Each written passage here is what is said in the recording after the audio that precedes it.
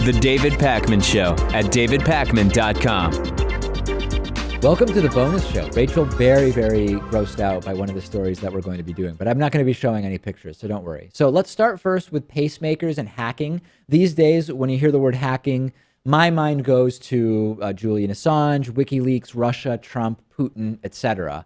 But there's a cybersecurity notice that's been released by the Food and Drug Administration, which says that certain pacemakers and cardiac devices are vulnerable to hacking, and security researchers have been warning security medical experts about this for a very long time. Now we are seeing the government publicly acknowledge this as a specific threat. And there's a list of devices that are listed by the FDA. It's not the pacemakers themselves, but some of these home transmitters that are made to connect with the pacemakers, and it's part of a monitoring system. It can connect to other implanted cardiac devices using wireless signals. It can then transmit the data to your doctor through a healthcare network that is existing in the cloud. So this is very scary, right? Because the implication obviously is someone could hack the pacemaker through this device in a way that the sort of caricature of what's scary would be they could make your pacemaker do crazy things to your heart. The bigger concern, though, is that it could mess with the data that's being transmitted to your doctor so that an issue that's going on with the pacemaker or with your cardiac system may not successfully make it to the doctors and systems that are monitoring you. This is very scary stuff. Well, I mean, it's obvious that if someone was going to hack into a pacemaker to kill them and that was their ends, I can see what their intention was all along. Yeah. But in terms of transmitting data back to their doctor, what's the intention there? Yeah, I mean, it seems like one of those things where you would have to be really malicious unless this is just a byproduct of trying to get into someone's home network to steal information or do identity theft or something else. I don't see the total end game unless you're being really weirdly malicious. Yeah, I don't know about the weirdly malicious factor. I definitely see the larger end game as trying to hack this information to get medical records, which are definitely a very juicy type of goal for many hackers, because if you can leverage those and then create some sort of not ransom note, but some sort of note for a hospital demanding money. Or even you could target ads for people based on knowing what conditions they've been in and complain to their doctor about or something like that. Right. But I do think the medical records are a large one. And then just personal information as well, because when you have all of these interconnected devices and all of the data is just floating on the cloud, it does become incredibly easy to hack. Specifically with one of the affected devices, which is the Merlin at-home device, there's going to be a software patch automatically applied through over-the-air methods, and it presumably is going to fix that. This does get me thinking about, although I think that these issues will all be solved, people talk about, hey, once you have autonomous vehicles, you could have the hacking of autonomous vehicles, and a hacker could take control of your Tesla autopilot and drive off the highway or something like that. When I hear about those scenarios, my sense, I don't know about you guys, is that the engineers will solve those issues.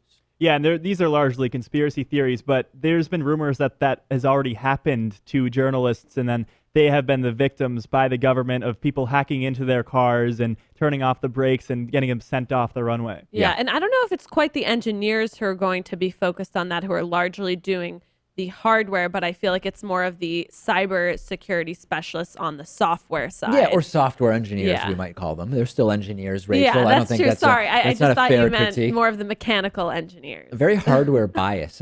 Hardware biased, I've noticed, Rachel. Okay, so you may have heard of this guy who has a rare disease that gave him tree branch-like hands. He has had 16 surgeries and can finally see his fingers. A lot of people are aware of this guy, and I know, Rachel, you're sort of you have a visceral reaction when the pictures of the guy come up. But the great news is that medical science continues to advance, and even rare and bizarre conditions we are able to make progress on, and we should all be happy about that, shouldn't we? Oh, yes, definitely. I just don't know if the attention here is more about the photograph that is, I know there's a word for it in journalism when you see something kind of disturbing and you don't want to look away. I can't remember the specific word for it. The equivalent of, is it car crash journalism or something along those rubbernecking? lines. I don't know. Yeah. Oh, yes. I think it's rubbernecking. Okay. So along those lines, I don't know if it's really about the amazing medical advances that are taking place or more about the not frightening photo, but the interesting photo that's produced where it becomes a media sensation. Yeah, I mean, I think there's no doubt that when you have a medical condition that is not only rare, but also has some very noticeable picture attached, like the guy with the 100-pound testicles, who I think died actually after a number of procedures. It's the picture that's generating the interest, isn't it? And that doesn't necessarily dictate prioritization of conditions in terms of what should be researched or treated. We're talking about what is sensational in a way. Yeah, people like to see these pictures and treat these people, even though they're victims, as, you know, they have this horrible disease, right? I mean, there's very similar photos of people who grow out their fingernails. Yeah. And I've seen this one guy who has them like 2 meters long or something ridiculous like that. Yeah. That's at least his choice. But this Right. person here is suffering from a disease, and it's good that he's able to overcome it. And if your cousin wants to have the long fingernails, by all means, he's allowed to. You know what I mean? Oh, I'm sorry. No, yeah, it's some guy that Pat once saw in a Yeah, newspaper. some guy. One interesting note from this article is that this man, Bajandar, he first went to a homeopath to try to get help with his tree branch hands, and that actually made the problem worse. And of course, even though in the U.S. the science-based community understands that homeopathy is essentially nothing, right? I mean, very often no active ingredients when you buy homeopathy pills.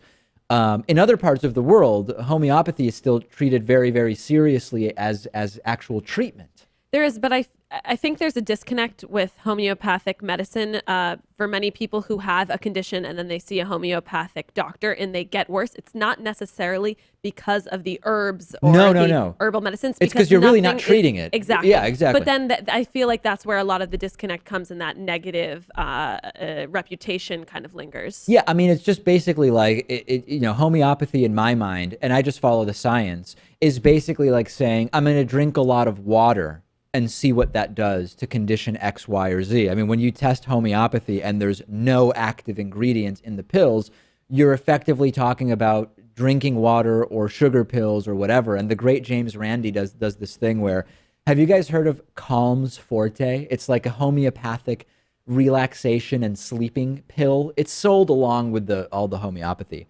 James Randi does this thing where he gives a talk, and at the beginning, he opens up a bottle and no one knows what it is, and he has the entire thing. And then later, he talks about homeopathy. And then at the end, he says, let's look at what I ate. I had an entire bottle of Calms Forte. And when it says, do not take more than 1 of 2 of these, it causes extreme drowsiness. It can be really bad. You could fall asleep at the wheel or machinery or whatever. And obviously, it's been a half hour that he's been talking, and he doesn't feel even remotely sleepy because there's no active ingredients in it. And it's a super interesting visual way to explain what the science tells us, as we covered a few weeks ago, Pat. Yeah, it's clearly just an example of the placebo effect, and I think that could work for something that's a more psychological condition. Yep. But if something's more physical, like this guy who has this growth going on with his hands, it's obviously not going to work. Yeah, that's definitely different than something that's psychosomatic. Yep, no doubt about it. Well, obviously, this hand thing is not psychosomatic either. No, but I know you're talking also about conditions that are particularly. I don't even want to use the word vulnerable, because it's not a vulnerability, but susceptible to improvement via the placebo effect, right. I guess is what I'm saying. One of the critiques of the sprays that are used on crops is that they alter the genes. No, one of the critiques of GMO of crops is that they alter the genes in a way that some people argue is bad for human health. Now, we've talked a lot about GMO, and we've established that there are actually no reliable studies that say that only based on being genetically modified are foods unhealthy for human consumption. What we do know is that GMO modifications are often done in order to allow crops to be sprayed with pesticides without damaging the crops, and those pesticides are very bad for human health. Okay, that's sort of the baseline here. There is a crop spray that has been found to give plants the benefits of some of the genetic modifications that are done without actually needing to alter the genes. This is a clay-based RNA spray which turns off certain genes in plants and makes them resistant to a virus for up to 20 days. And these viruses are the reasons that we see pesticides often used and that we also see genetic modifications done in the first place. And as far as the science is telling us, with a single treatment, researchers were able to protect tobacco plants. Yeah, not exactly a high priority plant to protect for me. But that being said, from what is called the pepper mild mottle virus, which is a serious disease transmitted by humans during farm operations, for 20 days with a single spray. This is interesting on a number of levels. And, for me, the GMO thing has gotten so toxic, Rachel, even among the left, because of this sort of lack of knowledge about when we talk about GMO, are we talking about GMO or are we talking about a lot of the other things that go into foods that are GMO? And it's become a really difficult conversation to have with a lot of progressives. Forget about it being a difficult conversation to have with right-wingers. Obviously, that's the case. But I've struggled with many progressives to talk about this. Yeah, I do too. But a lot of people compare it, or I've heard it compared a lot to the anti-vaxxers argument, because it's multifaceted and there's so much emotion behind it as well with the human health, and this is my own consumption, then it just becomes increasingly blurry. Of course, if somebody doesn't want to have anything that's genetically modified, I completely support that. I think the difference in terms of vaccination is not vaccinating your kids has a societal impact. Choosing to not eat genetically modified foods because of whatever belief you have about it, like Pat's veganism. Pat's veganism doesn't put anybody else's kids in danger, not in any way that I can think about anyway. Which not vaccinating kids does. I think that's a key difference between the anti-vaccine thing and the anti-GMO thing. But And even if you are against GMOs, I think everyone should be in favor of labeling, because that's something that, you want to be able to know what's put into your body. And it's obvious that companies like Monsanto, who are actually poised to benefit off of this new spray, would be against something like labeling. I agree with what Pat is saying. Personally, I'm in favor of labeling, because I think that given everything that's gone on in terms of the PR around GMO, and the movement not to label by big corporations, I think we should label. That being said, if you're going to label foods merely because the crop has been genetically modified, if it's organic, pesticides haven't been used, etc., Neil deGrasse Tyson made a pretty good argument that you should also be labeling hybrid fruit. Fruit is often hybridized, and we are talking about a slightly different type of genetic modification. I totally get that. Would you also want labeling of any fruit, Pat, that is a hybrid fruit? I mean, I wouldn't necessarily be against it, because I think it's just more information that the consumer can know. And I think maybe it's common sense that a lot of the fruits we get nowadays are subject to being hybrid. But not so much with GMOs, because that's a more new phenomenon. Yeah, but I think not necessarily that it's making other people's children sick, but in terms of a public health concern, for people who can't afford the organic versions and are having all of these pesticides dissolving in their fat and then becoming ill, and those contribute to increasing healthcare costs, then it does become a public healthcare concern. For me, the primary concern with GMO is not whether eating genetically modified food at its base is unhealthy, because contrary to what some think, it has been studied. Some people say, we have no idea what the health impact is because there have been no studies. Over 100 studies, I've published the link before.